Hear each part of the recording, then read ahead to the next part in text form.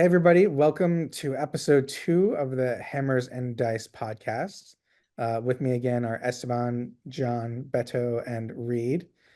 And today we're going to be doing a bit of a deep dive into reactions. But I think the first thing we wanted to just talk about is some new stuff that has been shown off on the Heresy Thursdays since last time we talked. So I think the first thing is um, Little Horus. What do you guys Yeah. thought? I did not know he had a boarding shield. I must have missed that in the novels. I It's really a cool like his model. shield though. Yeah, it's a cool shield. It's a cool shield. I was just like, oh, all right. I don't remember that, but it's cool. No, I'm with Reed. I think it's a cool model. I think, especially with Tybalt Mar also getting a model, having like another dude with sword would be kind of samey. So I think it was a good design choice to give him the giant boarding shield. Just did not expect it because I don't think he has one in any of the novels. Now I But haven't cool model read the though. rules very closely about the new shield, but like I was kind of thinking about it. Like, do you think this shield could be ported over to other legions? So I forgot the rules, but the lore. So the shield has its own equipment section with the little horse's profile, and I forgot what it does exactly. I think it reflects damage when you pass an invul or something. Yeah, But it's a yeah, it's a it's a strength for AP dash hit yeah, when you pass an invuln save. yeah. And the That interesting part is they write it as an equipment, but there's no rules for giving other dudes it. So maybe future proofing, I don't know, but for now, which only he has access to it. And it sounds like a Sons of Horus thing as well. So I'm not sure if it's an port to other legions or just trader ones. right. But I it's saw it and I kind of thought like, oh, what if like a squad of 5 of these got this and like it became kind of like a blade guard equivalent for like the Primaris currently. Not saying that we need anything like that, but just out of curiosity, I wanted to see what you guys thought. I mean, I think it's like it's opening itself up to potentially in the next book being like, this is a piece of equipment that Sons of Horus can take. But I think the rules on it are really funny because you have to take that invulnerable save in order to reflect the attack back. But the problem is that why would you? He has an Iron Halo, so why would you take an inferior invulnerable save in order to reflect the attack back? Yeah, it definitely feels like one of those things where they built the model and they're like, this is really cool. And then they retroactively created rules to fit it. Yeah. So That sounds just about right. I'll Yeah, say just a mention on that, Beto. I think that might be incorrect because yes, it says provides a 5 invulnerable save, and it just says each time a successful invulnerable saving throw is made for a model with a Castigatus combat shield against a melee attack. So I think you can still use Uh, your Iron Halo with it. okay. So it's I just mean for look. that's the way I'm reading it at least. I don't know if Yeah, anyone else has the and book in front of them. I have it in front of me right now, and yeah, that's what makes me think it's an equipment thing that could possibly be given to other models. Because yeah. yeah, because it the 5-up invul does nothing for Aximand, right? Because he already has an Iron Halo. So Well, the I, interesting thing with this combat shield too is that it doesn't confer heavy the way a boarding shield does. right, yeah. So the strength 4 hit is blah, but the the not having heavy is interesting for a shield with 5-up invuln. I guess if you want to be able to run versus having the extra protection against blasts. Um, It is with, also the thing that like in the actual gameplay, I would be shocked if anyone ever remembered that rule. yeah, Like in like in the heart of the game, I have never seen because that rule, a version of this rule pops up in special characters pretty consistently. Like some like, oh, this thing bounces back with like a strength 4 hit or something, and yeah. I never remember to use it, or neither does my opponent remember to use it against me. So it's kind of like a thing where like, yeah, it might come up and it might like randomly Also, if do he's it, but running with a squad, like a command squad or whatever, how often are you really going to be taking hits on him? Like you right. don't want to be taking hits on your It's warlord. especially Like because it's a strength 4 hit. If it was like strength 8 or strength 7, like okay, you could think like maybe strength it's, 4, but yeah, AP dash, like no breaching, like all right, it's kind of cute. That's about it. and it's like, why would you take the inferior 4+ invulnerable save to the armor save, and anything that is going to be ignoring the armor Yeah, save probably going to double you out anyway. So you don't want to be taking it on Axeman anyway. So it's kind of like yeah. a yeah. I mean, I don't know if you wanted to tank like a random chain sword And one to get the attack. and to just like kind of bring it together, like we're not being competitive and like, oh, this isn't like a good thing. It's just not interesting. Like it's not cool. Like woohoo, you could do a strength 4 hit. Like, it's It's not flashy. It's not like, I don't think it's a cool rule. It's just kind of there. You're Yeah. probably gonna forget about it, like what Beto says. So Yeah. I do love the model though. I do yeah, really. yeah, The model is really cool, and like his Yeah. face from being like it's like sewn back Yeah. together is really, really nice. Yeah. yeah. I think it's Um, gonna be good if a squad can take this, but right now with just your Praetor equivalent, with what it does, you'll forget it exists. I guarantee it. Yeah. So the next thing was the command squad upgrades. Which I have thoughts.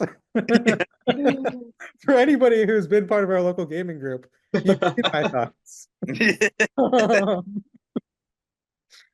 I mean, look, like the the banner options are awesome. The helmets are cool, the pauldrons are cool, but like name me a single, unless you're Dark Angels, or like Emperor's Children, like you're not running full squads with swords. Like, Or I will say, or your fist to use it as a Templar Brethren upgrade. But besides that, I agree. Like Yeah. it's too many swords. like for like a unit that you want to be able to stand up to other elite units, like with power swords, they're just gonna get crushed, you know. So to clarify what we're talking about, an elite unit probably has a 2-up save and some invul for very least a 2-up save, and the flow of the game will probably dictate that your elite unit will fight their other elite unit. Even if you're sending it against line units, the enemy will probably try to intercept it with their elite unit. And that enemy elite unit probably has 2-up saves. So your swords, you're banking, as someone, I played a game with Beto with Galvar back, someone who like, if your hope is fishing for 6s, it could just not happen and you could just die to like power axes or Like, fists or anything. So the way I look at anything that requires a 6-up is it's like a nice bonus to have, but it's yeah, not something to rely on. yeah. Like it Yeah. will fail you if you're relying on a 6-up roll. You know? Yeah, I mean, I really like that kit because it's finally a plastic banner and you get 2 plastic banners. But I agree, if they mix in the power swords with like axes and mauls, that would be cool. But it's all power swords, And so many of And these They things, thankfully give you a lot of different options for the banners as well. Yeah. Like Yeah. just Yeah, different which like is great. tops and stuff like that. And even like kind of the new Vexilla look. Like I've seen people use something similar for like the small banner they give, like as a Vexilla instead. Like I think that's a cool potential for that kit.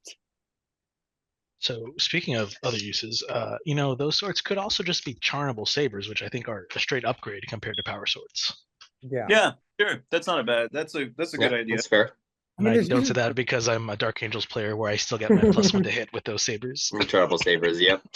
like I've got like at this point from all the like tactical squad, things that I like upgrade sprues that I've accumulated. I've got enough power swords for like a 10-man squad at Great. this point, which I think most people do probably as well. Yeah. But yeah, I mean like power axes, like even like power mauls, Yeah. underhammers. Yeah. These are things that Just a little variety. are Yeah. like upgrades that almost every single unit in the game is allowed to have, and yet we don't have anything in plastic for them yet.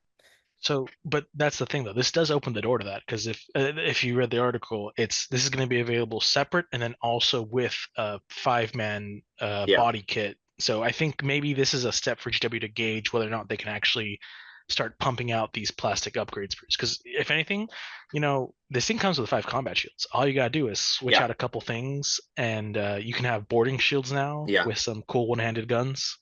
That could be a whole 10-man sprue pack right there that you just say, hey, here's with 10 dudes, or just buy it separate if you already have 10 Marine bodies. I will say on that point, from a modeling perspective, I like what they're doing with Heresy, where you have your skeleton or like your frame light, your frame for the Gunpla fans. You have your frame, which is the Mark 6 or Mark 3 kit, and then they have all these different things like the support weapons upgrade, the heavy support upgrade. Now the command squad, where they're just upgrades for the frame, and that reminds me of like old school 40k. I mean, we all used to play that, where you're like kit bashing, and it's a bits box, right? Like you buy these bits, compared to like the more newer GW models, which prioritize like a flashy, cool pose with the model, as opposed to like customization. And I'm not gonna get into like what's better, what's worse, but that's a different design choice. And And this design choice they made for Heresy, like it's clearly intentional, where you're intended to have this frame of the Mark III, Mark VI, hopefully Mark IV soon kit, and then you're getting all these upgrades that fit all these kits and are interchangeable. And I think that's super cool. Oh yes, absolutely agree. Yeah. This is I see this as only a positive, not a Mhm. negative at all. Yeah, it's definitely very cool. Hopefully we'll get something, with some more weapon options in the future. I will say I very much approved of the fact that at least some of the pictures were not painted Sons of Horus or Imperial Fists. There's some Iron First- Warriors in there. The which first one was I- Iron Warriors, and my know. first thought was, oh no, they tricked us. They did Iron Warriors Command Squad. It's only Iron Warriors. It's not anyone else. They pulled a fast one. And then I scrolled down. I was like, oh, there's the Imperial Fist and Sons of Horus. Okay. Yeah. That Also, for alone- listeners, use them as boarding shields. Like if you're being a command squad, like do not give them combat shields. Just use them as boarding shields. No one's gonna care with these ones. I think anyone who is buying it, yeah, like the power swords, I totally get what you're saying. Like enough with the power swords, we've gotten a million of them. But anyone who's buying it is really buying it for the banner, and the power sword's just going to go in their bits bucket. But like the fact that it comes with 2 banners and that one of them is a little less like overplayed giant banner. So if you want to do like a herald with that, I think that's like a great option. Or like if you could very easily kit bash that one to have a Terminator holding that as a banner. Like you could very easily make a command squad for either of the the Terminators or the on foot guys, and still just in one kit. I think that's like a great value. The heads are cool, I'm all pro for it. I mean, yeah, I would love a power axe, especially because if you're giving anyone a power weapon, a power axe is infinitely going to be better. It's just I'll take what I can get with that one. Yeah. Plastic banners. No, yeah, plastic banners huge. That alone is gonna make me buy it. Like just the Yeah. fact that banners in there is Oh yes. Definitely on the buy list. And which of course, that means we're all never going to get it because everyone is thinking the same thing. A future episode where John explains why the command squad is his favorite unit. yes.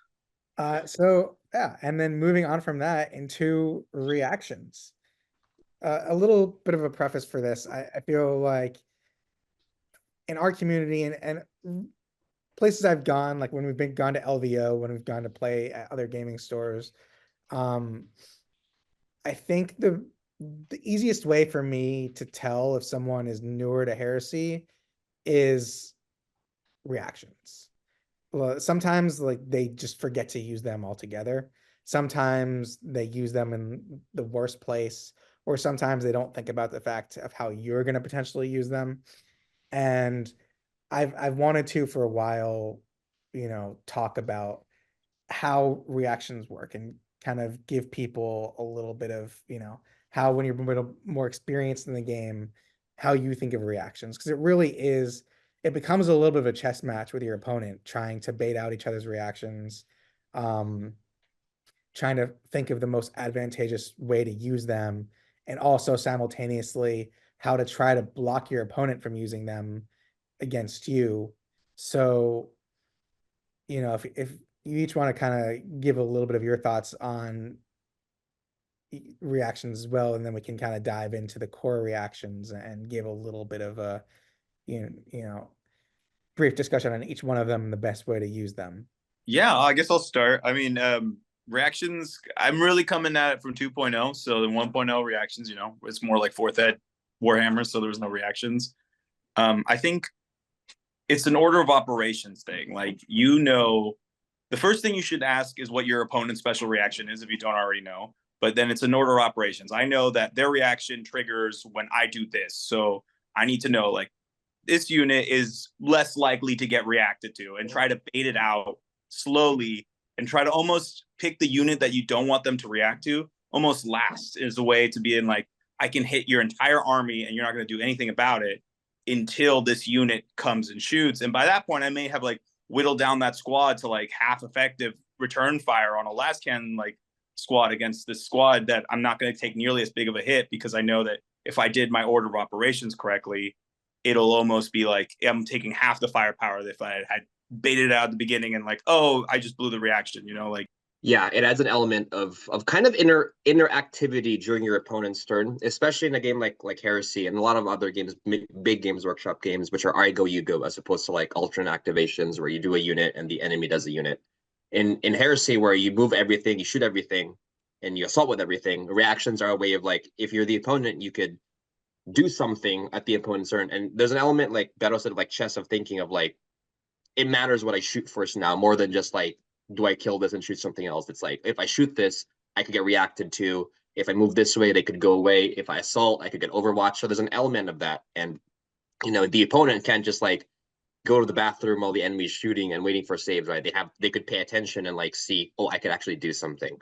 My favorite kind of example of this is I'm playing my word bearers list with Erebus, who could summon demons in the shooting phase, which the opponent can intercept, but that eats up a shooting reaction. So it's always a mind game of like, do I, I'm going to shoot my last cannon squad at your heavy support squad or your whatever, your Terminator squad. And if, yeah, you could react on that, but then you're losing a reaction, which you could use against my brutes who are coming in. Or same vice versa. I could summon my brutes in, and if you intercept, well, your last cannon squad's now open for me to just blow off the table without you getting to react. So I really like that it adds an element of, again, interactivity during your opponent's turn, which is great, because I go you go without that is kind of boring. It helps keep people engaged as well. I think, like you mentioned, John, it's just that idea that you're not, oh, okay, I'm going to go do my own thing for 20 minutes while you get ready. It keeps each player kind of in the game in the moment. But speaking of like kind of what a new player to Heresy can kind of bring out of reactions is like, ask your opponent what phase they're getting an extra reaction in, and like you can tell a lot about somebody's army by that potential output. So like if they're choosing an extra movement one, that's kind of a non typical, I would say. If their warlord trait gives them an extra movement reaction, like just know that they're planning for something with that, I would say. Like it's just something to always be mindful of, I would say. And that's a good thing, that point that Reed brought up, is that for the Space Marines at least, because not every army gets this, but for the Space Marines, every warlord trait grants you a bonus reaction in the movement, shooting, or assault phase, which has, we'll get into a little bit more, but definitely has big implications for the way you'll play in each of those phases in terms of baiting out reactions. I feel like reactions are, like everyone else said, a great way to keep the opponent engaged on your own turn. I think the difficulty with it is that understanding when you're allowed to react and when you're being reacted to, because the order of operation there is a little tricky, and I feel like that's where I personally, at least when I was first learning how to play Heresy 2.0, got caught up on, was just trying to figure out, okay, I understand this reaction, I understand what it does. I don't understand when it's triggered, though, especially for some of the advanced reactions where it's sometimes a little confusing as to where that's applicable and how they're supposed to be resolved. And I think that is one of the biggest trip ups for new players, is just order of operation. Yeah. And like, again, it comes back to communication with your opponent. In this game, there's I mean, really in any game, there should be nothing wrong with asking your opponent, like, hey, what does this do? And having them explain it to you in a way where you understand it. Like, never feel like you're in a situation where you have no idea what the other person is doing. That's in the rules, by the way. If it's open information, your opponent is required to give it. And I don't mean like what their plan is, but like what their rules are, what their reactions are, which phase their extra reaction is in. Like they have to answer that. So if you're not sure, guys, like ask your opponent, like Randy said. Yeah. No one should be playing against an opponent that's trying to be secretive like that. Like that's like a flag on an opponent. Like at this point, I pretty much know what all the special reactions do, but it's still good at the beginning to kind of like clarify, like if I do this, could it theoretically trigger this? Because slight interpretations of the rules do exist. Like some people will be like, oh, well, I interpreted this rule this way. And just knowing what the opponent thinks the interpretation is also important. Even if you don't like fully agree and you have your disagreements about it, just knowing that there were both on the understanding of how this works on the reaction, I think is super important. Yeah. And so yeah, let's kind of dive into what the core reactions are. So in the movement phase, there's 3 reactions. The 2 ones that you're going to see the most commonly are advance and withdraw, which essentially is if an enemy unit comes within 12 inches of one of your units, you can choose to advance up to the highest initiative directly towards them, which is advance, or directly away from them, which is withdraw. And the important thing is here is that the way it's worded, you can't just like duck into a corner behind cover. You have to go directly towards them or directly away from them. This is one of those things that like on the surface of it, you're like, yeah, whatever. But you know, there's pretty big implications here in terms of, you know, for instance, if they're coming up on an objective and you're a few inches away and you want to block them from scoring that objective, like you can advance forward with your line unit or your denial unit and stop them from scoring that turn.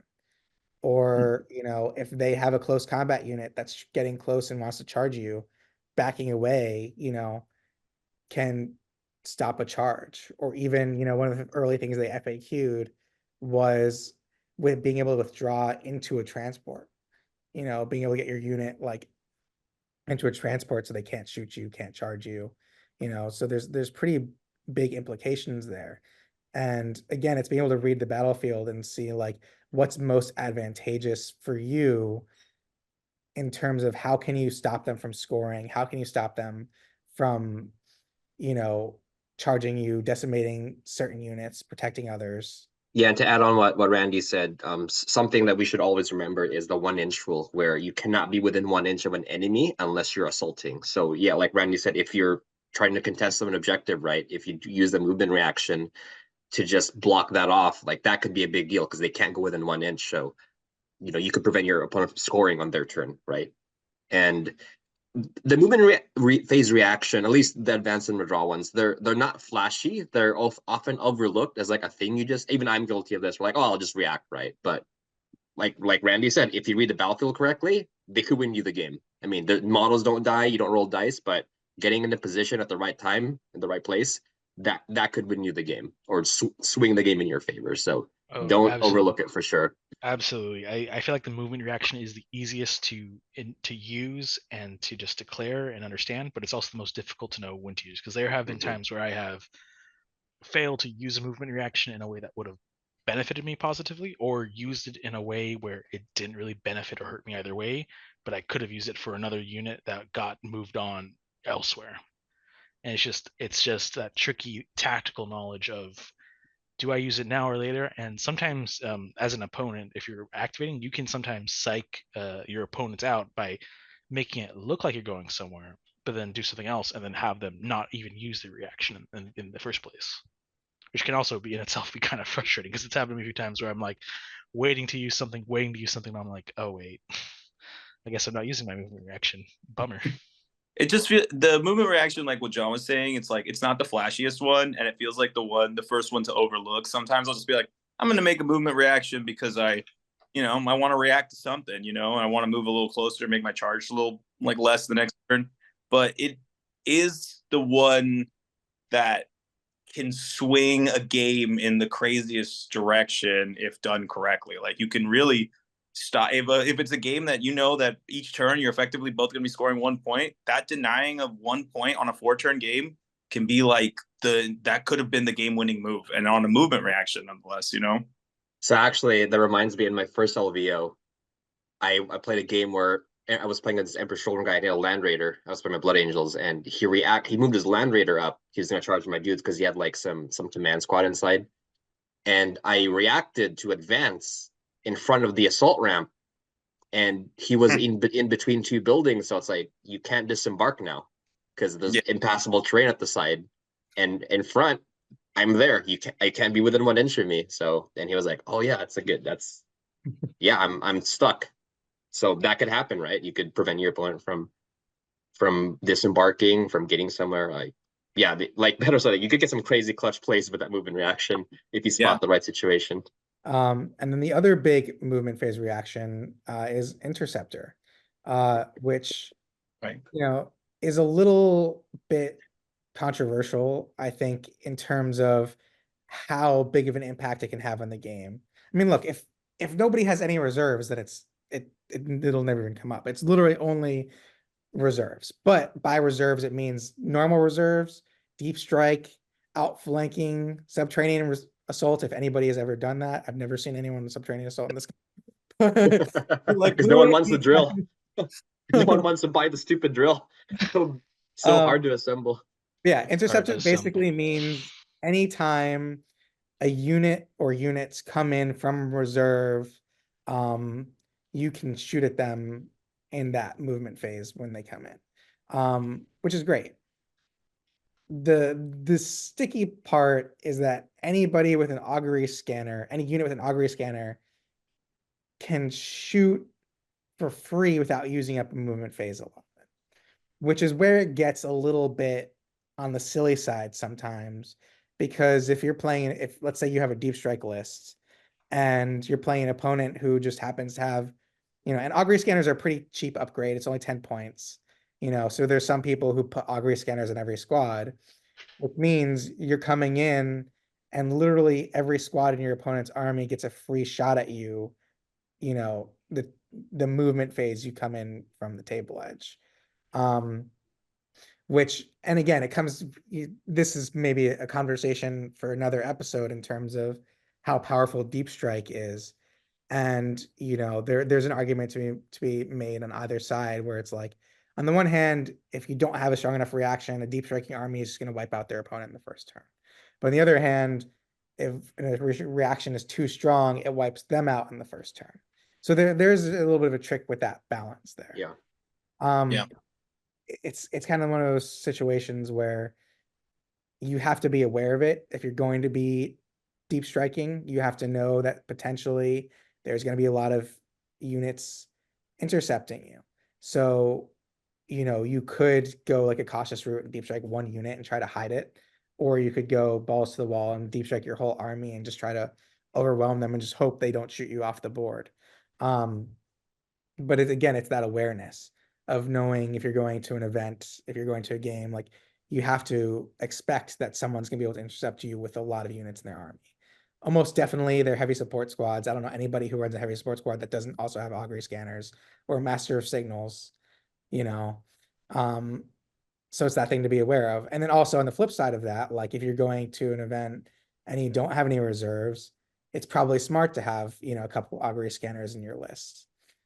Yeah. I think intercept. I think the deep strike debate is definitely a debate, but I think flyers are really hurt by intercept. This might be a hot take, but I think like 90% of the reasons flyers aren't taken is the intercept reaction, because guaranteed you will get shot for free, and you can't not do that because you have to not deep strike. You have to come from reserves. So your Fire Raptor, your Xiphon. I mean, yeah, right. They hit you on sixes, but if your Fire Raptor is getting hit by 10 last cannons, like something's gonna get through. Not only this, but this edition you can't jink as well, which is a Yeah. big thing that is hurting flyers, I think. Yeah. So for context, in 1.0, you could, if your flyer gets shot, it's essentially the evade reaction. You could evade. They were the only unit. Jet bikes as well could do that. So, which was a huge buff to their defensive stats. But right now, yeah, you're eating those last cannons, and you just have to pray they don't roll sixes. Yeah, and like I built a Storm Eagle like early on with my Ultramarine, and it's such a cool model, and I never use it because it's like you just know it's gonna get blown up before it does anything, Yeah. So like it's just kind of a sad, like that is one of the sad things about that. That's why we should all just run Stormbirds, and those things can never be shot down. You have to bring your own void shield. It's like, who needs to jink when you just like bring a Mantha, basically? Hey man, if you could bring one with a flying stand on the table, more power to you, and I will bow to your gutsiness of putting that on the flying stand. Oh, the Thunderhawk. Oh yeah, that thing. Yeah, Thunderhawk or the Stormbird. Yeah. It's gotten to the point though with like flyers where I'm like, if you bring one in, I'll even tell my opponent, like if we have a chance to talk before the game, that I'll be like, I'm not going to shoot it down when it comes in. I want you to have a turn. Like, am I going to be nice to it on the second turn? Probably not. But on the turn, like, it's so mean that you bought a $300 model or whatever with, I don't know what they go for now, but they're expensive. And you brought that in, you've spent days painting the thing, and then literally before it even gets to shoot its gun, a lucky last cannon immobilized it, and because it's a flyer, I rolled a 1 or a 2, and then it just crashed immediately. Like, horrible to play against, you know? So it's definitely something where I like intercept in the way that deep striking is super powerful now, and it's like a good counter, but I don't like it in the way that the one who actually got the biggest hit from it was flyers, almost in this way that I'm like, I get why they brought it in. Flyers got really hit for it. It was one of those moments, things where you're like, this is clearly a lack of play testing where they didn't, they didn't anticipate how the rules would affect that Yeah. side of the gameplay. But one more thing to mention for movement phase reactions is that heavy units move at 1 less inch from their initiative than other units. So if you've got a squad of cataphracti or a squad of guys with boarding shields, any heavy units, or Leviathan Dreadnought for that matter, they're going at -1 to their initiative, which is something to keep in mind. But then from that, we'll move on to the shooting phase, and we have 2 main reactions here. The first is return fire, which is basically what it sounds like. If your opponent shoots at you, and this is one of the ones that was like written really weirdly, and they FAQ'd it twice because they kept like making it sound even more convoluted. But essentially, you shoot an enemy squad after you roll your hits and wounds, and they do their saves, they get to shoot back. But before any models are removed. But they have you to have declare to declare it before you're actually rolling have to dice. declare the reaction before you roll any dice. Yeah, no, So it's where I got tripped up a few times before they FAQ'd it. I was like, huh? so you can't just wait and see, how many hits and wounds they get before you declare the reaction. You have to do it immediately. And this is an important thing too. And like I know in the heat of the game, it's easy to get excited and just start rolling dice immediately. But if you're declaring shooting to shoot at a unit, you got to give your opponent like a few seconds to decide if they want to return fire there. Otherwise, it gets a little bit murky. Also for you, because if you roll really well, they might be more inclined to say, oh yeah, I want to evade or I want to return fire. Or vice versa, you don't roll very well, they might not. So, both for you and for them, it's good to make sure that they have declared whether or not they're going to react before you start rolling dice. But yeah, so the return fire, and one of the things that's important here is vehicles can only fire defensive weapons. So that's anything that's strength 7 or less, unless it's pencil mounted. So if they have a pencil mounted multi-melta, they can return fire with that, which is something to be aware of. But that's one of the things that has made vehicles a little bit weaker this edition, but also made dreadnoughts really good, is that they are, able to carry a lot of these really strong weapons that typically only vehicles can use, but they can react with them where vehicles can't. So this is one of the most important reactions in the game. I think this is something that you can completely decimate an unsuspecting opponent with a return fire reaction. Yeah. It's probably the most important reaction in the game, I think. Yeah. I will push that for sure. Yeah. For what this exactly since Randy said, where the units could just delete each other, and this really makes you think what you shoot first.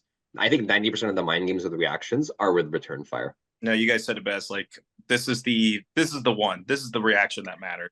The other ones are all good and will change the game, of course. But the return fire, like that, the thing that makes a heavy support squad so good is that they have that power that whatever shoots at them, you have to be willing to expect that they might return fire on you.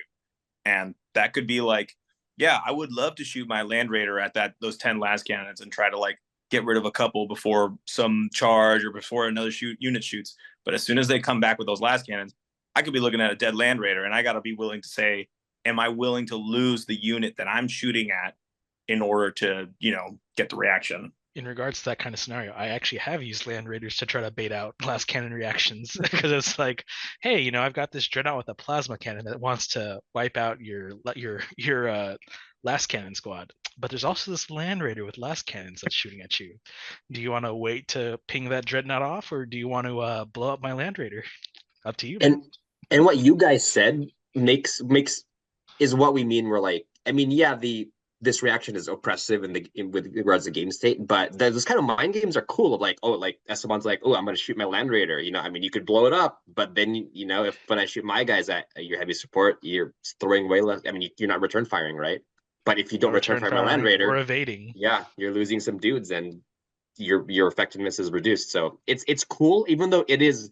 Again, I can't. This is the reaction that defines heresy. And for new players who are coming in, like learn this reaction, learn how it affects the game state, learn those mind games, because it's so easy to just get baited out and lose your important shooting unit to this reaction. Yeah. But those mind games can get really fun once you're used to it. Yeah. I mean, I think this is when people talk about baiting out reactions, this is the reaction that we're talking about. You know, especially early on in the meta when you saw a lot of people running 10-man heavy support squads, which we're seeing a little bit less of that now. I think people, you know, we'll talk about this a little bit more like when we're talking about list building, but when we talk about people kind of like self-moderating, a lot of that is like reducing the number of heavy support squads. They're reducing the number of people in heavy support squads. But yeah, I mean, early on, a lot of us were running 10-man heavy support squads, and baiting out reactions was really critical to surviving the game. You know, you would see heavy support squads essentially deleting each other off the board, right? They would just shoot at each other and return fire at each other, and just like, oh, well, that's both squads dead, you know?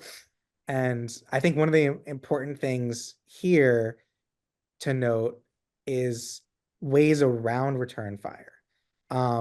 So like one is like baiting it out, right? Shooting it with a less important unit. I mean, Land Raider to me is still an important unit, but like maybe you have a 5-man sniper squad that like they're not as many points. Maybe they're not super critical to what you're doing, but you're making your opponent make a choice. They're probably not going to do a lot of damage, but they have snipers. They might snipe out the sergeant. They might pin them. You know, you're forcing your opponent to play a little bit of a chance game there by choosing not to react against the snipers. You know, things like that. Or even let's say the snipers are 49 inches away. You can't shoot back at something that's out of range. Or, you know, if it's night fighting, if something doesn't have an augury scanner, like dreadnoughts can't see at night. You know, they don't have unless it's a Castroferum that has searchlights. But like a Drodio or a Contemptor or Leviathan, if it's night fighting and you're more than 24 inches away from them, you've got an augury scanner or Cognisignum, if you shoot them, they can't shoot back at you because they can't see you. So those are important things to kind of consider in terms of like ways to get around being like return fire.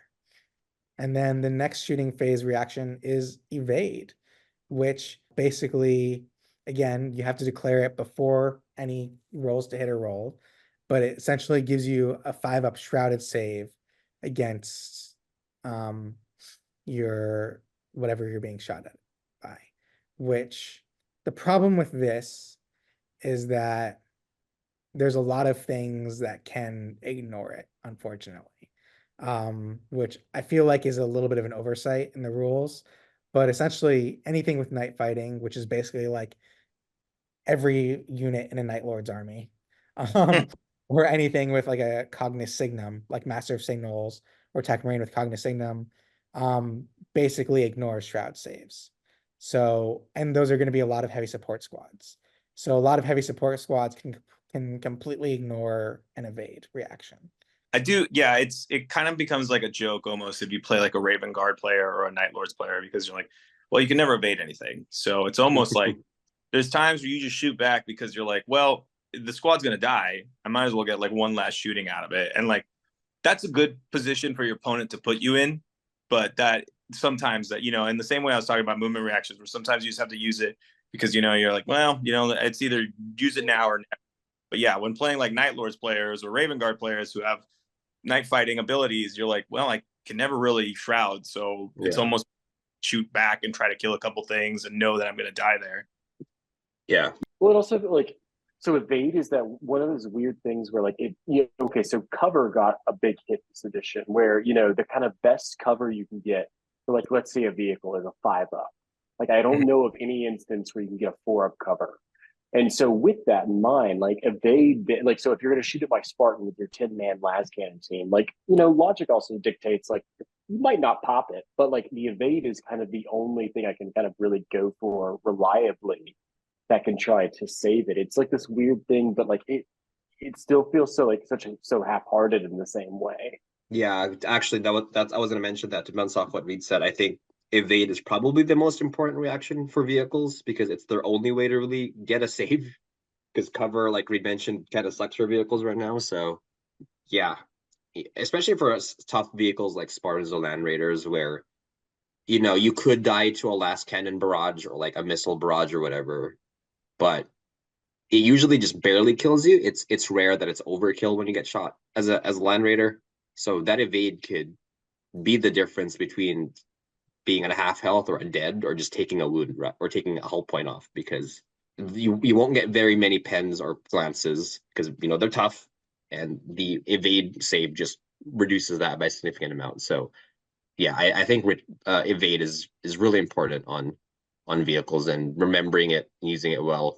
Also balancing out when you're shooting with the return fire, right? Like, oh, my Land Raider has my Terminator squad or whatever, and saving that evade for when it gets shot, might be more important than the return fire. Or even if you have an important unit, like if you have your command squad sitting on an objective and they're kind of out in the open and like, they probably have their invuln save, but it's like another level of protection, especially against something like melta guns or las cannons that might double them out, like that shroud, it could be the difference between them surviving and them dying. Yeah. So there's definitely situations where it comes in handy. You just have to be aware of like what your opponent has. For instance, if you're trying to wait to use your reaction in certain situations, but that they're planning to shoot that squad with something that has cognosignum, like don't save your reaction there,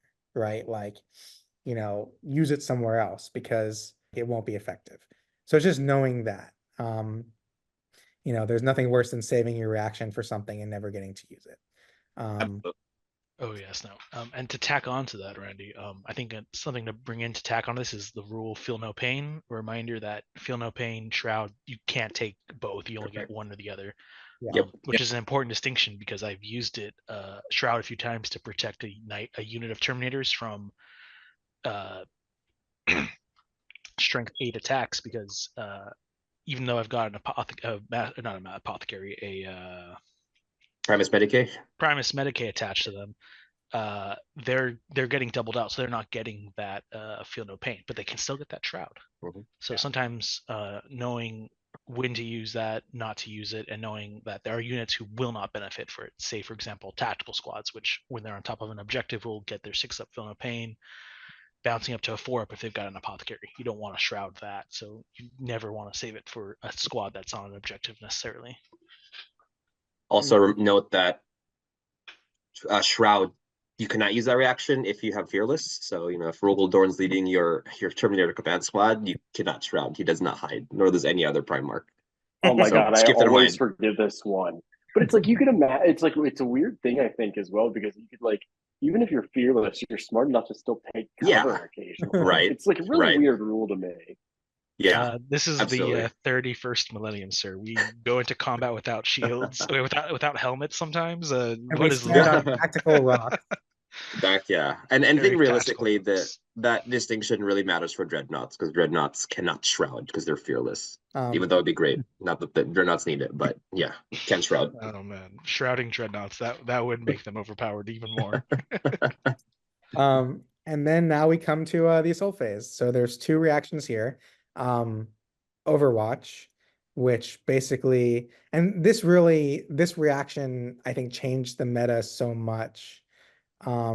This is what made shooting, I think, so strong and assaults so weak in this edition. If you want to charge your like elite command squad into a las cannon squad, they're not going to survive the charge, most likely.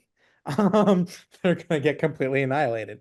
Because essentially what it is like, you declare, and they've FAQ'd this as well. So basically you declare that you're going to charge, you roll to see what the charge distance is, and then your opponent can choose whether or not to react after you've seen what the charge distance is, which I think gives your opponent like a bit of an advantage there. So they can choose not to react if you're not going to make it in. Yeah. It's really powerful. I mean, if you're charging a tactical squad, probably not the biggest deal. But if you're charging something that's got a little bit more, punch, like if you're trying to get into it with like a Leviathan Dreadnought that's got a melta cannon, you're gonna lose some guys on the way in. Yeah. Something to point out as well with Overwatch, which is different from the first edition of Heresy. And I'm not sure if it's the same case for 10th edition 40k, but for sure in the older editions, it was the case where Overwatch was you hit on sixes, you're snap firing. But this edition, if you do the Overwatch reaction, it's full ballistic skill. So like Randy said, the last cannon squad is hitting you on threes, not sixes. You're going to lose some dudes. Contemptors hitting you on twos with their melta cannons. You're going to lose some dudes. So just keep that in mind. As I've seen people horror shock, like, what? It's full ballistic skill? Yes, it is. And you get to Overwatch with blast weapons. Does not say you cannot. Yeah. So it's barrage weapons and weapons that don't require line of sight that you can use. Exactly. So I've seen people charge my Thanatar with their giant mortar pipe plates. And like, yep, here's a pipe plate. Here's 2 pipe plates because I can double tap. So let's keep that in mind. The one thing I'd like to see to change with Overwatch right now, going forward for the edition, and it's to help flamers. So flamers are really hurting right now in the current meta. It's like, and it's not that it needs to be really good, but flamers I think should be able to, maybe in the same way that if you have an augury scanner, it might bypass the intercept rule of only one movement phase reaction. If you had a flamer with a template gun, I think that could be a really cool instance of like maybe that weapon can Overwatch as well. I think you'd see people take flamers more for like kind of crowd control then, which is exactly what they're supposed to be. Already I don't know. I wanted to do D3 fire wall or wall. No, of fire, but what Reed's saying is they get free reactions, right? Reed, like you get a free wall of death. Yeah. Okay. So like in my current instance of like, so like, as I mentioned in the last edition, I play Salamanders. So like I take a Pyroclast squad, which like a Pyroclast squad is really good because it has melta guns for everything. You actually rarely ever use the flamer variant portion of it. So if somebody's going to charge me with them and I can use melta guns as my one reaction, like that's good. That is really good. Like that's nothing to, to scoff at. But if I have something else I need to Overwatch with, and I could still Overwatch with my Pyroclast because they do have flamers, that I just like think that it could make, because flamers are not going to kill very many people, but they are at this weird point in the edition where, people can react away and move away from flamethrowers. So like they're kind of at this point where they're really hurting. Yeah. No, I don't know. I just wanted to put that out there to the crowd and see what people thought. No, I mean, I think you're right. I think flamers are at a weird place, and I think that the fact that you can react away from them is like silly. I just the fact that, I mean, if we're talking about flamers real quick, the fact that you can get out of a transport, like line up all the flamers, and then they're like, okay, I'm just gonna react away and then ruin your shot, so that, all right, cool, I'm gonna get like 6 hits with a flamer. They're just in a weird place, and Overwatch also makes it kind of weird with that one as well. Yeah, and just for clarification, so both for Overwatch and Return Fire, template weapons such as flamers only get D3 hits as opposed to using the template, which in some circumstances you might actually get more hits than not if they're kind of far away from you. But if you got a big mob of guys right on top of you, that's typically where you would get the most benefit from a template, and you would really lose that as part of an Overwatch. I think also what Overwatch has kind of become is like a smart player will know that the Overwatch is coming and have, like, let's say you have 2 squads. The lesser important squad that's right next to the charge will just be the sacrificial lamb. Like you'll be like, this squad is going to charge first because they're going to make it in. And if you don't overwatch them, then you're going to waste your overwatch. So they're going to waste their overwatch. They're going to completely annihilate that 3 tactical marines. And then your good command squad or assault marine squad will then charge the devastators and then do more damage as a result. But like you get into these positions with overwatch that you have to be preparing like that whatever squad's going to go into the big hitter is probably going to die. So I'm going to throw just a squad to the meat grinder in hopes of getting them to bait the reaction out. Which is an important thing. I think that's kind of what we're talking about in terms of how to be strategic against reactions, right? If you have an elite close combat unit, it'll be really helpful for you to have another unit kind of following next to them, if you can, to basically be the sacrificial lamb, to be the unit to charge in first and take the brunt of the overwatch so they can charge in relatively unscathed. Or a telepathy librarian. Yeah. we can give the telepathy librarian a mention. But yeah. like just like as a specific instance, I was playing a game where I had a Leviathan Dreadnought with the double meltas, which is 8 melta shots. And I was playing against a Night Lords player who had Sevatar with a command squad and Tartarus armor. And he tried to charge the Leviathan Dreadnought. And I overwatched. And they all died. And like he kind of like after the rolls, he was like, what? He was like, wait, doesn't like Sevatar have like battle hardened or something? I'm like, nope. Nope. Dead. You're like, I feel bad, but also that's the rules. Them really the rules. But it was, what else was I gonna do? You gotta do. Yeah, because they charge in, you're dead. Your Leviathan's screwed.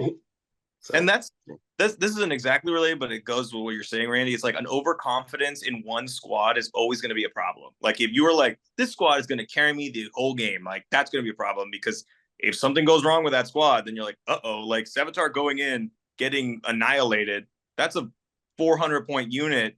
Oops. Like you're like, you got to be able to pivot. But see, do what I... Oh, go ahead.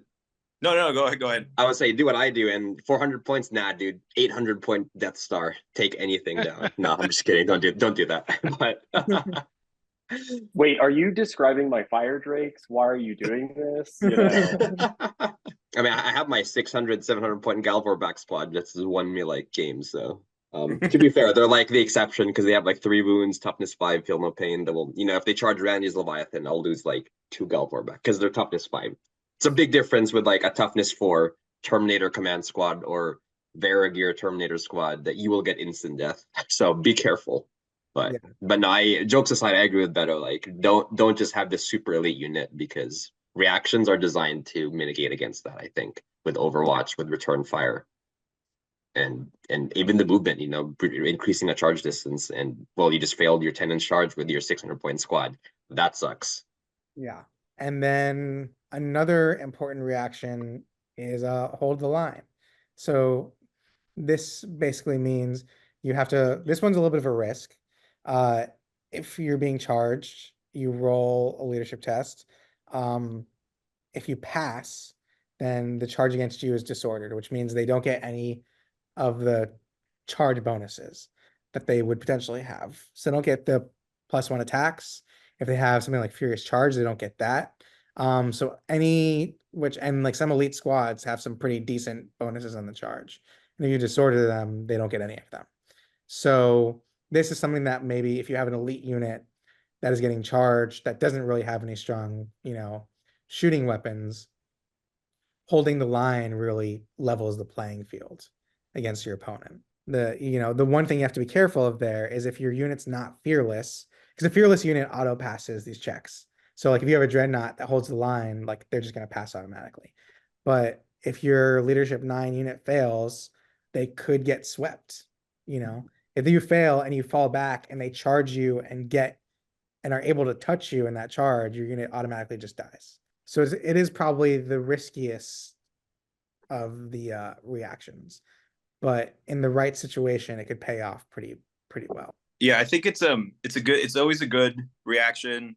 If it's done correctly, it can be incredible. But I've seen a 10-man suzerain squad with a librarian get swept by a despoiler squad because they attempted to hold a line, they failed, they rolled a 3-inch fallback move, and those despoilers just charged them, and then all of a sudden, a squad that's maybe 150 points just like completely wiped out a 500-point squad because there was an overconfidence almost in the fact that like if you fail that morale test, you better make sure that you're falling back. Like it better be like jet bikes or something where you're going 3d6 or like something far away, because if they catch you, that could be the end of a really important unit. Well, not only that, but like if they're falling back and they're not available to use the next turn, like let's say, your command squad that does have power axes, and they fall back, now they can't next turn once they regroup, they still can't charge and use their power axes. It's a huge deal. It's a, like really, I think it's a pretty good rule overall. I actually really like the taking the leadership and having to fall back. It definitely feels like some of the other reactions could have had a little bit more of that like risk benefit ratio, because the rest of them feel like they're kind of just pure benefit, and this one is like it's a potentially really good benefit, but it's also potentially catastrophic consequences that you have to win. Dude, if you're holding the line too, and you're not confident that you will win that combat, you are kind of just making the game move faster if you fail the morale test and they get you right away. It's like, well, I probably might have, my little squad was probably never going to hold up to that squad or Terminator squad anyways. So if they catch me beforehand, maybe that was just speeding up the game. Yeah. Or, I mean, it's almost sometimes it could be beneficial to fail to hold the line. Like if you're 9 inches away from them, and they make their roll of 10 inches, you only have to move 2 inches away in your fallback for them to not catch you. Yeah. Have a unit that survived, and then your next turn you rally, and you might not be able to do much, but that's a unit that's alive, that's not stuck in combat, that you Right. get to shoot at that other squad. Yeah. I was playing my Custodes versus somebody who had a Khorne army, Khorne demons who was coming against me, and they had a Bloodthirster who was coming at my Custodes, and like one of my line Custodes just failed. I held the line, they fell back, and they actually moved far enough away that it made the Khornite Bloodthirster not able to make the charge, and then it was just left out there for me to eviscerate in the midst of my army the next turn. It was it can really have some great benefits. And interestingly, that like both your examples still applies if the unit gets swept, because let's say your squad, like your tax squad, or even like your veteran squad or Terminator squad, gets swept. Well, now the enemy squad is out in the open. Maybe if they made that charge, they would have like killed your unit to a man, and you would have rallied, right? And now they're stuck there, can't be shot at. But if they get swept, you could shoot at them now. So yeah, there's some benefits to failing that leadership check. Kind of makes me wish you could choose to fail it. It'd be kind of cool, like mind games, like, oh, if I fail this, right, like this is gonna happen. But I don't know. It's another conversation. But no, it's a cool reaction. Yeah, it is. It is. Choosing to fail crazy though, because then it almost seemed like if anything was going to charge my tactical marines, I'm like, I'm choosing to fail it. Like, fail the reaction. Well, Yeah. I think you're actually getting into advanced reactions now. I think that's the Night Lords one. I mean, I'm just starting my Night Lords army, but if I understand correctly, that is like their thing is to fall back. Yeah, like it's to intentionally do that. So like I can understand why it's not available to every legion, so that makes it specific to the Night Lords. Unintentional segue to the next section. Sorry. Actually, I need to interrupt because we've forgotten one advanced reaction, and I know Randy has a horror story for this one, and that's Death or Glory. Oh my god. I have several horror stories for this one. Yes, Death or Glory is one that I feel like people forget about. Like I forget about it all the time too. Until Rhino's charging something. If this is a movement phase reaction. So first of all, a tank in the movement phase can choose to ram a squad, which essentially it does D6 hits. That's half the tank's front armor, with no AP. And it also forces a leadership check, and if you fail that, you have to fall back.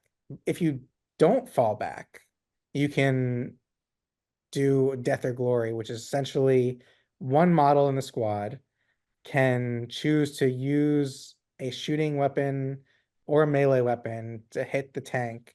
It's an auto hit, and I think they have to pen it, right? Yeah, they need to be able to stop it. So they need to do either like a stunned or like a mobilized, or if not, they need to at least stun or immobilize it. And if they don't, that model dies. So I actually, the first Heresy game I ever played, the first like test game I ever did, I was playing a guy who rammed my Contemptor Dreadnought. And I was like, I'm gonna Death or Glory this. And I rolled a 1 on the armor pen. And according to the rules, that means that the Contemptor was dead. Yeah.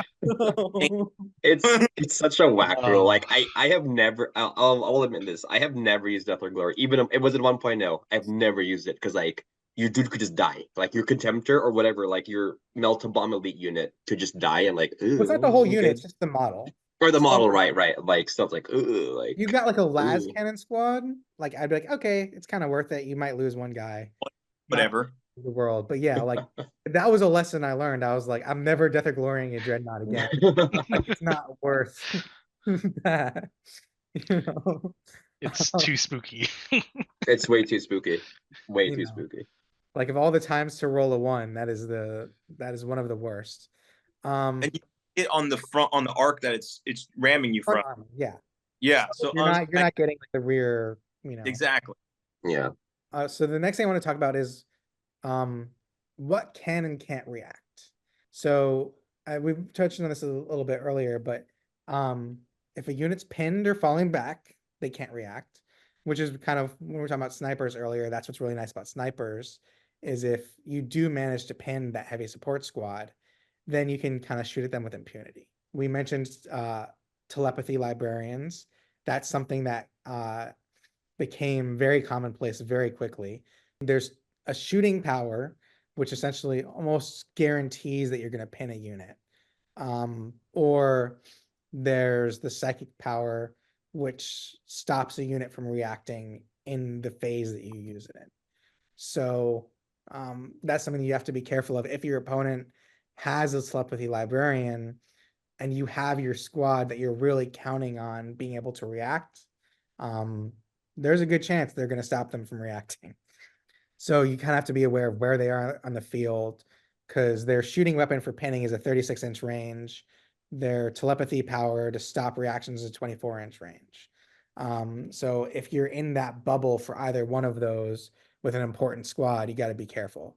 And I've used telepathy librarians, so I'm not knocking them. They're amazing. It's especially for close combat units.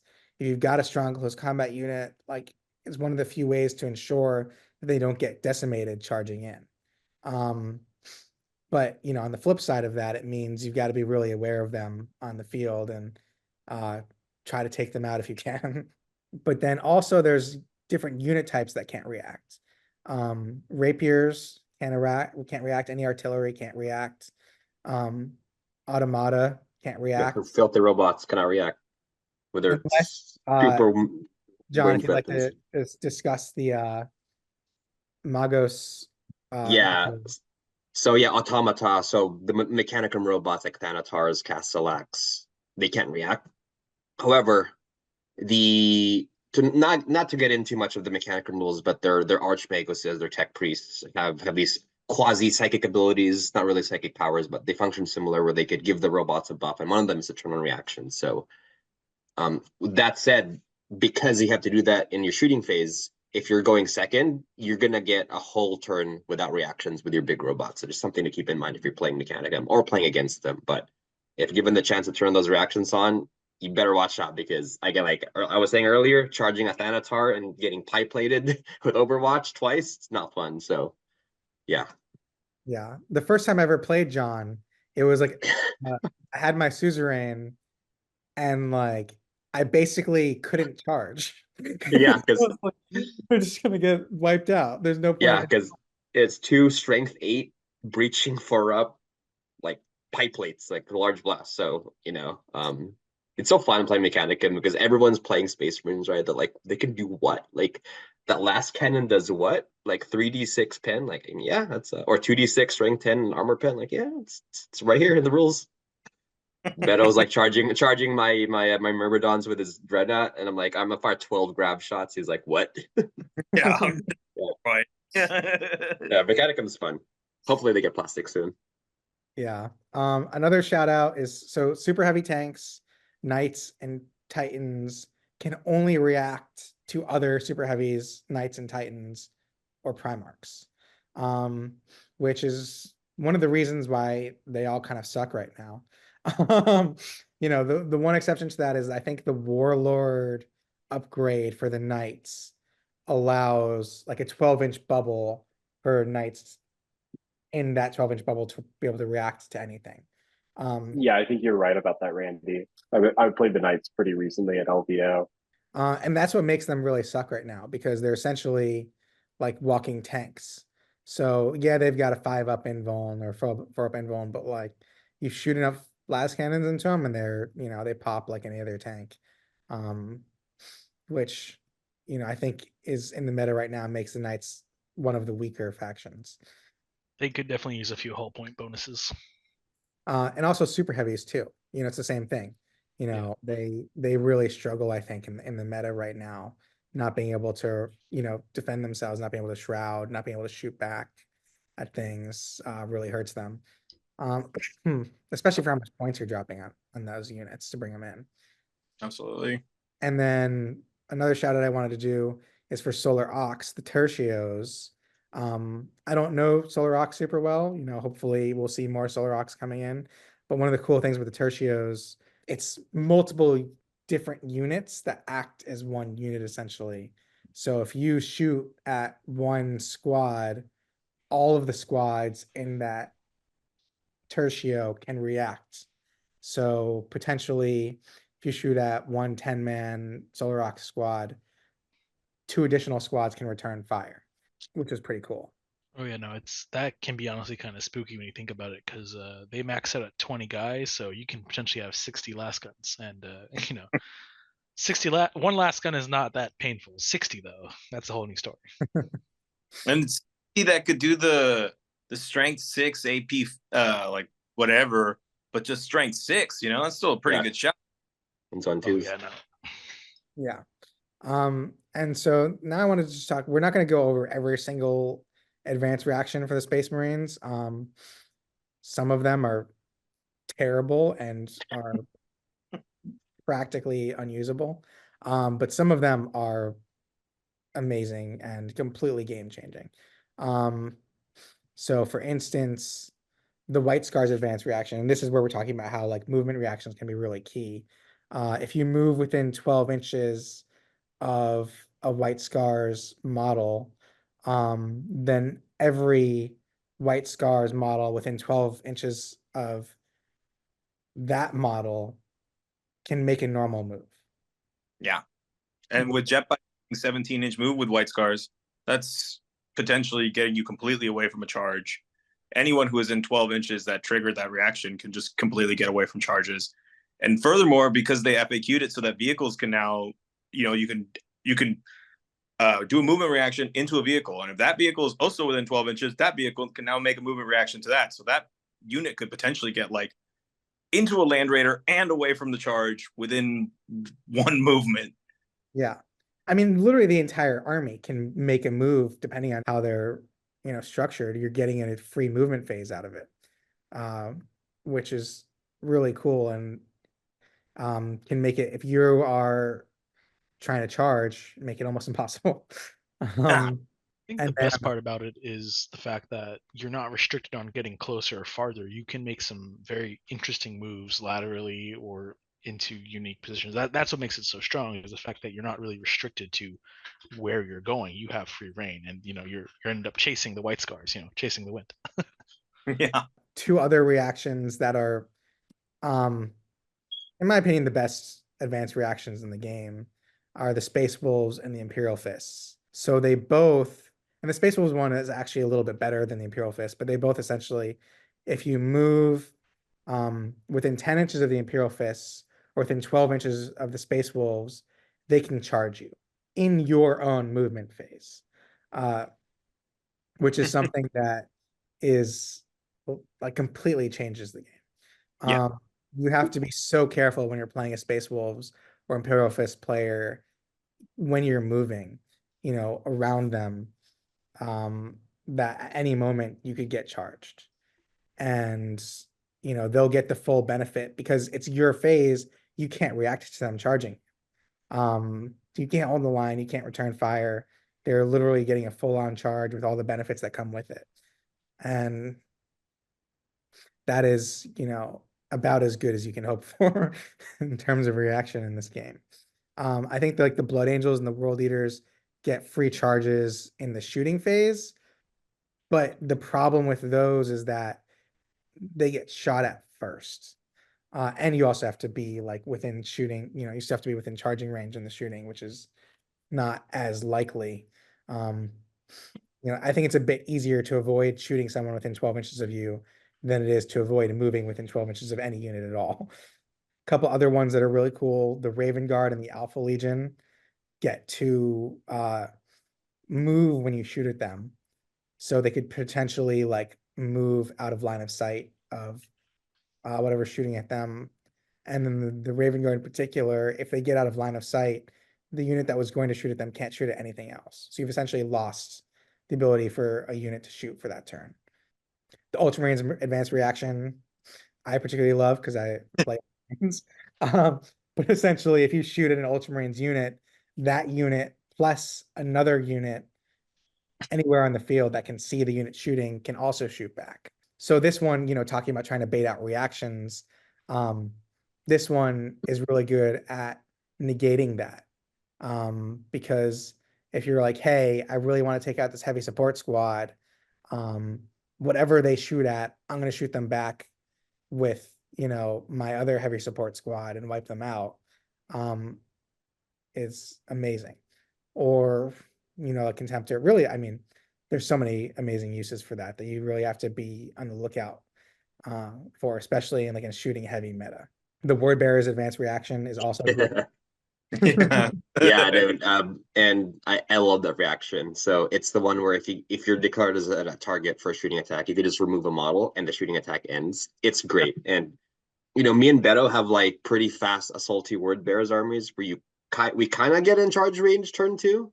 So we have that squad that wants to be in close combat, and you have one turn to shoot them, and one of your shooting attacks is gonna get neutered by the reaction. It's huge. It's game winning for sure. Yeah. It'll be like that last cannon squad doesn't want to shoot the regular, like doesn't want to shoot the command squad or something, or the Galv Warback squad. No, well, crap, he's a pull guy. Like he's just gonna pull a guy, and then the shooting is completely done. And if it causes pinning or any special defegrate rules, nothing happens. It's just one guy dead. Everything else resolved. Yeah, it was great. And then we were talking about the Night Lord special reaction a little bit before too. That one, the unit falls back but immediately regroups when it's charged, which is very Night Lords. And then most of the other ones kind of suck, to be honest. Some of them are cute. Some of them are useless. Some of them are cute. Like the Blood Angels one's kind of cute. It's the one where if you're shot, you evade and then you charge them. Like, okay, like if you're in charge range and you're getting shot at, like you're reducing the amount of units shooting at you to 1, and you at least get evade. Like, okay, it's not like as busted as the Fist one or the Word Bearers one, right? But it's situationally good. Where the World Leaders one does the same thing, except you get to feel no pain. But yeah, like the Sons of Horus one, I was talking with Randy off cast because we're building Sons of Horus Lone Wolves armies, and it's just terrible. It's like return fire, but you get +1 BS if they're within 12. Like, okay, cool. Yeah, I mean, a lot of these are kind of situational. Like some of the good ones are ones where you almost can't avoid them in a game. Yeah, like Ultramarines, like there's very few, like unless you're playing against like demons, you're going to get shot at some point. Yeah. Imperial Fist, Space Wolves, at some point you're going to get within 10 inches or 12 inches, especially if you're playing a game with objectives. The Sons of Horus reaction, it's very easy to stand outside of 12 inches and shoot at a unit. Same thing with Blood Angels. It's very easy, or World Eaters. It's very easy just stand out of 12 inches of a unit and shoot at them. I still Have you guys read the Salamander one? It's where like if they get charged, they get +1 weapon skill and strength and attack. It's really decent actually. So it requires them to be charged in that instance, but then also at the end of it, then they basically like take wounds on themselves. It's like a really interesting. It's like one of the few ones where they like hurt themselves. yeah. There's like a downside, which like we talked about this a lot, where it's like not all Legion rules are created equal. Yeah. And this is definitely an instance of that. Well, it's the same thing with the Thousand Suns. I mean, the Thousand Suns are a lot of the rules for the Thousand Suns kind of are like you either do well or do terribly. But it's the same thing. The Thousand Suns of advanced reaction, like it's a psychic test, and if you fail it, you're getting perils. Or even the Emperor's Children one, like it's cool, if you're getting charged, you get to charge back, but it's not a guarantee. Like you have to roll off, you know. So if you compare that to these other reactions that are pretty much guarantees, not all advanced reactions are created equal. Yeah. Like the thing that sucks about the Emperor's Children one is that like you were saying, Randy, it's like when there's still a factor that the other person could still just beat you on a dice roll, like that sucks. Like your special reaction should almost be like a guaranteed thing you do, as opposed to being like, and then we have a dice off over this thing. I mean, definitely some Legions got the worst end of the stick on that one, for sure. Sorry, Salamanders, why are you getting hurt by your own special reaction? Thousand Suns, you get like what, like a 4+ invulnerable save or something? It's a 3-up invuln, which is cool. Yeah. But you could potentially perils yourself, Yeah. which is basically all of their stuff. It's like their whole Legion trait is like, this is cool, but you also have a good chance of perils yourself. Like, yeah, you get the Imperial Fist, you get the Spaceful one, like far and away the best reactions. Maybe third to be the Ultramarines or something, but like game-breaking moves. You're like, oh, this Dreadnought with 1 wound, someone got within close to it. Like everyone was gonna finish off this Dreadnought. Now it charged you. Now it's safe, and now it gets 1 more round of hitting something in combat and potentially living longer. It's like it just changes the game's dynamics, where it's like the worst special reactions just kind of give you a little, I don't know, it doesn't change the game enough to significantly matter, Yeah. It's definitely, and again, this comes down to like knowing who you're playing against, knowing what their advanced reaction is, and even knowing it is still, you forget. Like you're playing, if you haven't played against Imperial Fists in a while, like it's very easy to forget. Like, oh yeah, like I'm just gonna move on to this objective and be like, all right, I'm charging you. I'm like, Yeah. Some of them too, like I'm gonna speak for the Mechanicum one, where it's just you need to know it because it's so powerful. And I think I've used it once or twice in all the games I've played, because if you know it's coming, you don't trigger it. So if you guys know the Mechanicum one, you can only be used with a unit that is an independent character. And essentially it's return fire, except you return fire with that unit, everyone within 12, and you return fire before they shoot you. Like you're not gonna risk that because you will die. You're gonna shoot my Castellax squad. It's okay. My Thanatar's next to him gets to shoot you before you get to return fire. And you should know that. Like, yeah, don't get gotcha'd by that because you'll just die. Because the important thing is they're shooting you before you shoot, unlike the regular return fire, which is simultaneous.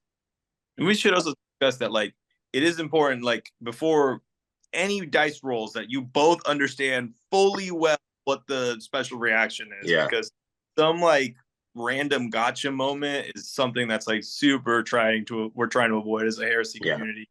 Because it's not good gaming. You shouldn't be like surprising your opponent with this, and your opponent making a stupid mistake because they had no idea how that worked isn't a reflection of their poor gaming. It's a reflection of your poor sportsmanship towards it. Oh, Randy, wait, you're missing some what am important advanced reactions from Siege of Cthonia. Oh, sure. oh, They exist. I think They there are very Unix specific ones, and I'm gonna actually tag Beto on this one. Beto, you should explain advanced reaction Imperial Shift from the Abominatio unit. Oh, sure, yeah. If you're running the evil assassin, the traitor assassin, you can essentially like jump through walls and stuff. So I have run that assassin a couple times. He's not great. He's only 130 points, which is relatively cheap. But what you can do with him is almost hope that you fail the leadership test, because both you and the thing that triggered it take D6 unsavable wounds. So you could It's pretty theoretically, BS. if you roll a 6 dreadnought, you just auto killed a dreadnought. Like, it just doesn't make. And these are unsavable, no invulnerable saves, just full take the wounds, and it's ridiculous. I mean, like I said, you really have to be baiting for that one moment to then fail a leadership test. So then, yeah, it's the series of things that have to happen to trigger it is pretty ridiculous. But if it happens, it's cool. That's Yeah. true. And if you don't mind, I'll take over the Decurions. I think it's pretty quick. The Decurion Locust basically just fixes tanks for reactions, and that you get to shoot one of your main battle weapons. And of course, if you choose not to fire any of your defensive weapons and just the one battle weapon, you get +1 to all hit rolls, which is nice if you could take on more than just a Predator and two variants of the Sicaran. It's kind of lackluster, but it is something to be aware of. Just it makes tanks better. The thing to note with that too is that if you're taking a squadron, they FAQ'd it. You need to have a Decurion on each tank. So if you have That's correct. if you have a squadron of 3 Predators but only 1 Decurion, only that one tank can return fire with the battle weapon. So you have to have one on each tank in order for that to work for all of them. Correct.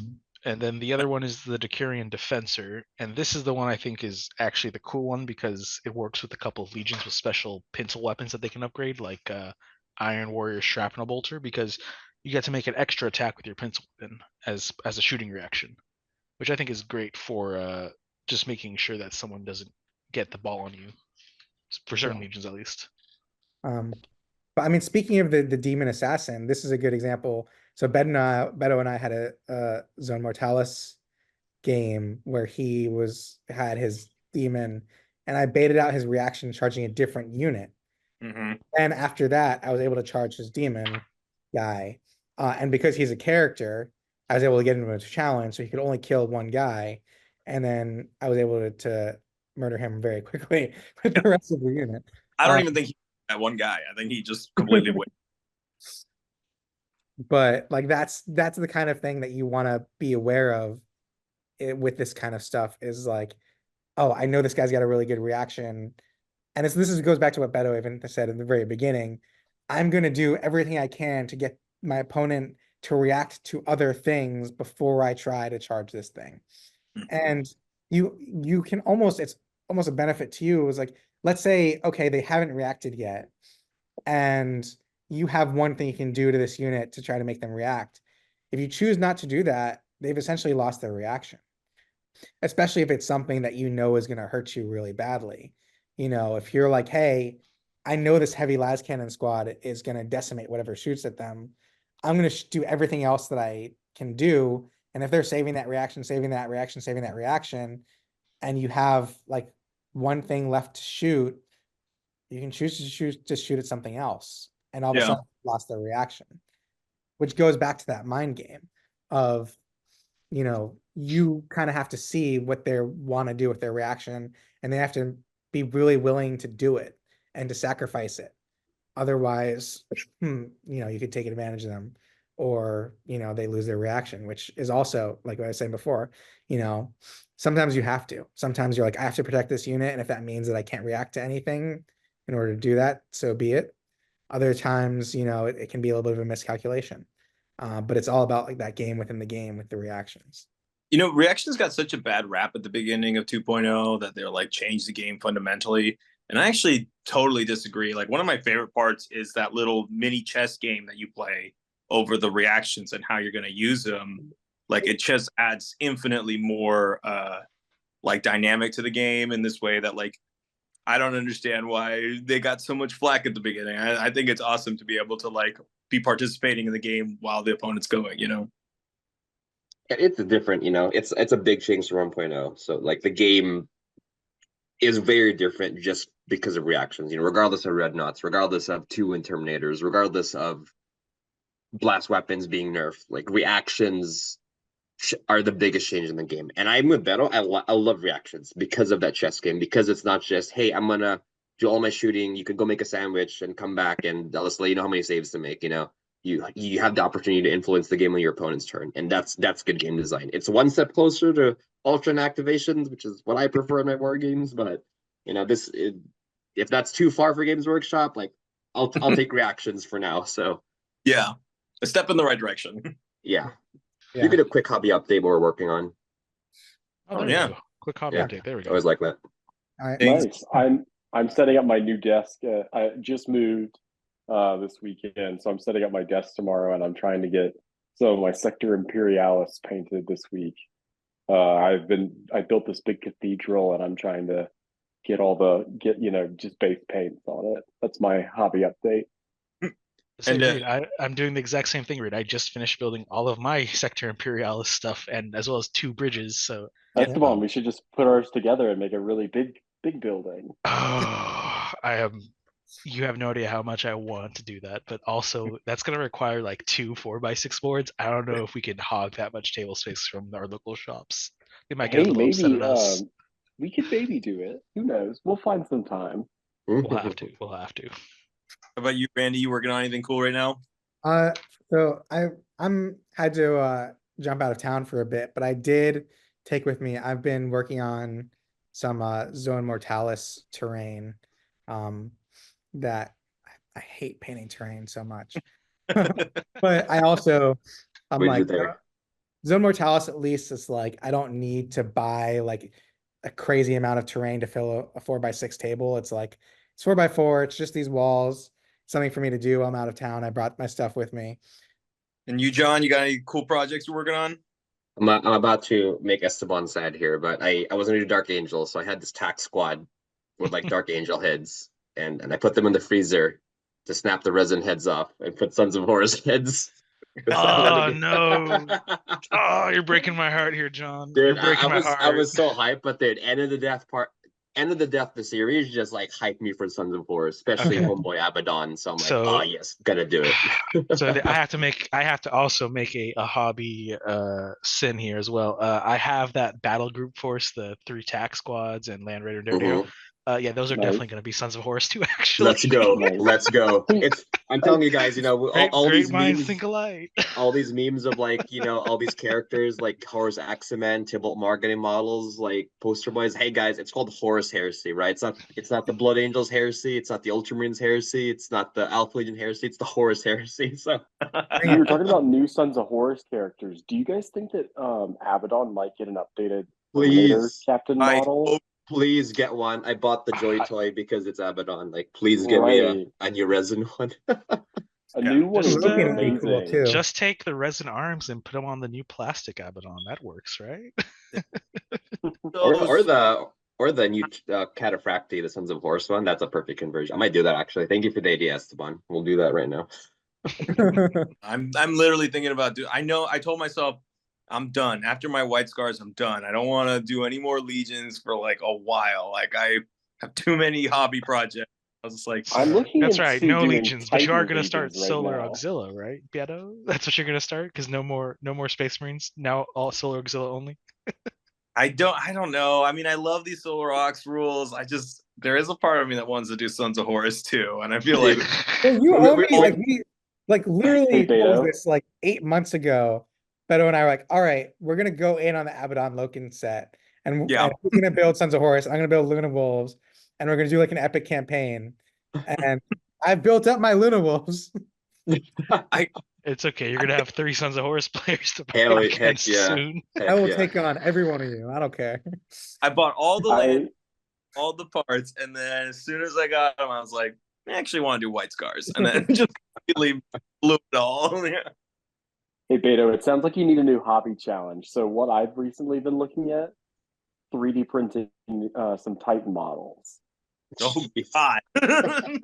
I have a Reaver in Donnie's garage. He's paying Oh. paying rent there. I don't know when I'm gonna do it. He's in pieces. I found excellent Warhound models, and I've been thinking about like printing. I'm doing a little bit of maintenance on my printer right now, but I think I'm going to start printing one of those out, and I'm going to make like dead Warhound Titans, like 2 of them to be some terrain. Yeah, that's cool because like if your print messes up, whatever, it's terrain. Yeah, it's like whatever Good- I can cool tear it table. up and make it awesome. Yeah, I love that kind of stuff. And who doesn't want to for a blown up Warhound like Dude, that? yeah. I was going to Heck say, never mind the Warhound. I want to fight over a blasted up Reaver or Warlord. which I think didn't Oh, I- one Dude, of the I just found- YouTubers did that, didn't they? They made a whole Yeah. table of destroyed Reavers and Warhounds. I mean, that would That be was Forgeworld was gonna tabletop sell one. time. Yeah. It Forgeworld was gonna tabletop sell time one who too. did that. Yeah, that would have been awesome if they had. Yeah. Remember Um, they were talking about like selling like miscast warlords as terrain, but it never happened, which kind of sucks. Cause that would be cool. I like Esteban said, like I also warlord terrain found piece.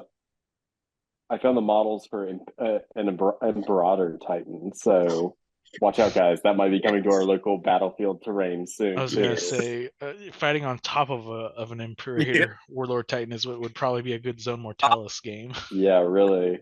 Oh, that would be dope. That would be cool. Yeah, that would if the Zone Mortalis game takes place inside the top of the Titan, like awesome. Yeah, because Zone Mortalis is always like, oh, it's a ship, but that would be really cool if you're like trying to blow up a Titan from within. Hey, Randy, guess what? We also forgot to mention Zone Mortalis reactions. I mean, I think we could do like a whole other episode just on Mortalis. A ZM episode in the It future. really when- is. It's like its own mini game within the game. Like everything is completely different about it. Like honestly, because of the reactions, they really do change so much about how it's played. But that can be an episode all of its own, I think. Just like how to build your army to come onto the board, the way the points system works. But yeah, I feel like that's a good place to end it. So thanks everyone for watching. Please like and subscribe to the channel and let us know if you guys have any cool reaction stories in the comments. We'd love to see them. We'll see you next time. Sweet. All right, goodbye, everyone. Everyone. Night.